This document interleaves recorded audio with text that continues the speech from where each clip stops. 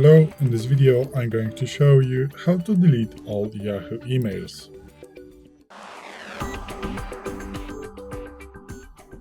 So, first of all, you need to be logged into your Yahoo email account or just your Yahoo account and, just be in the mail after your Yahoo. So, then you want to select the folder that from where you want to delete all the emails, and once you have opened the specific folder, you just need to select this one right here, and this will select all conversations in the specific folder. If you do have more pages, you are going to need to really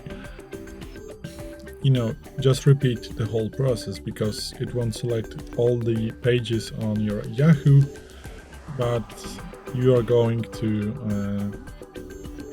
need to repeat all the process several times once you delete all your emails. So if you have 15,000 emails, this may take some time, but there is no other option how you can delete. Okay, once you have selected all the emails, just click delete, and this is it. Thanks for watching. I hope this video helped you. If it did, please leave a like and consider to subscribe to our channel. Bye.